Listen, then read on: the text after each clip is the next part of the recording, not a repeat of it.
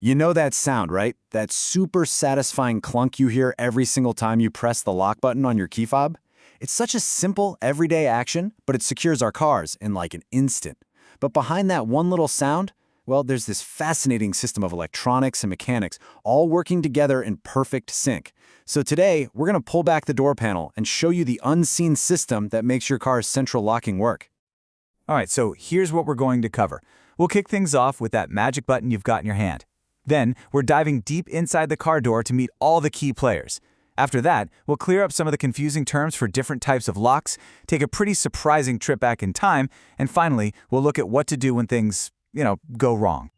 So, let's start with the part we all know so well, the key fob. It seems so simple, but that little piece of plastic in your pocket, it's basically the starting gun for this whole rapid-fire sequence of events. So what is actually going on in that split second between you pressing the button and hearing that clunk?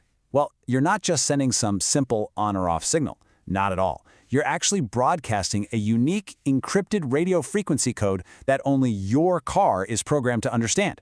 So you got to think of it less like a simple garage door opener and more like a secure digital handshake.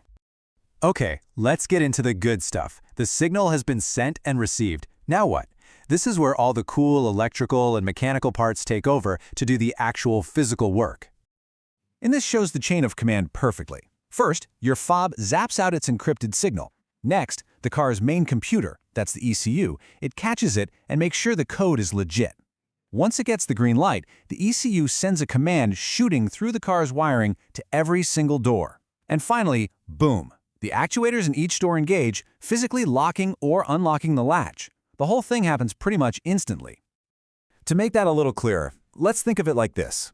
The key fob, that's the messenger, just delivering the order. The ECU is the brain, deciding if that order is valid. The wiring harness, well, that's like the nervous system, carrying the brain's command all over the body. And the actuators? They're the muscles in each door, the things that actually do the heavy lifting. Now let's zoom in on the actuator itself, because this little box is the real hero of the system. Inside, there's a simple 12-volt DC motor that spins a bunch of gears. And this whole mechanism cleverly converts the motor's spinning motion into a straight push or pull, which is exactly what you need to move the physical lock on your door latch. And here's where the engineering gets really smart.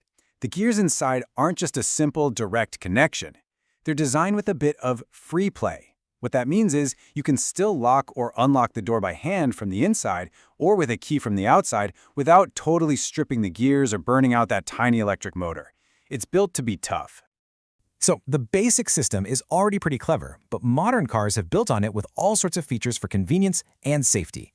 But honestly, the names for all these things can get a little confusing. So let's clear it all up. This table breaks it down really nicely. Central lock is just the basic system we've been talking about, locking everything from one spot.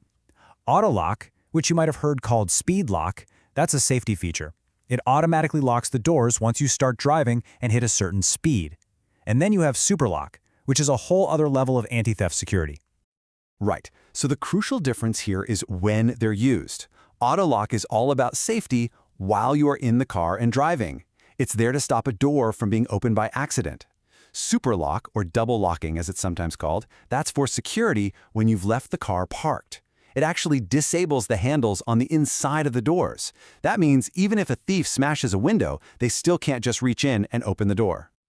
You might think of central locking as a product of the 80s, maybe the 90s, but its roots, they go back way, way further than you'd probably ever guess. 1914. Yep, that's not a typo. The very first electric central locking system was introduced on a luxury car called the Scripps Booth, all the way back in 1914. That's over 100 years ago. As you can imagine, it was an incredible, mind-blowing luxury at the time, and it didn't really catch on right away. So yeah, the technology kind of went dormant for decades, until 1956, when Packard brought it back for its own luxury cars. But the real game changer, the one that led to what we have today, was in 1982. The French-made Renault Fuego introduced the first ever remote keyless system, giving us the key fob we all know and love. From that point on, it just exploded, quickly going from a high-end option to a standard feature on pretty much every car on the road. Of course, like any system in a car, central locking isn't perfect. It can fail. So what happens when you press that button and nothing? Crickets. Let's run through a few of the most common culprits. Okay, this list of potential problems might look long, but it's often something really simple. So before you panic, check the easiest thing first, the battery in your key fob. It could also be a blown fuse for the system, or maybe your main car battery is weak and just doesn't have enough juice. It could even be radio interference blocking the signal. The more serious issues might be damaged wiring or a bad actuator. And here is a fantastic diagnostic tip for you. If all the other doors lock and unlock just fine, but one door doesn't play along, the problem is almost certainly not your key fob or the main computer. The most likely culprit is the individual actuator. The little muscle inside that one specific door has given up. This can save you a ton of time and guesswork trying to figure out the problem. I mean, think about the journey we've been on. We went from a purely mechanical key to an electric lock to a remote fob, and now to proximity keys that you don't even have to take out of your pocket. Cars are turning into computers on wheels, right? So it leaves us with this really fascinating question. As the physical key keeps disappearing in favor of our smartphones and even biometrics, what does the future even hold for something as fundamental as the simple door lock?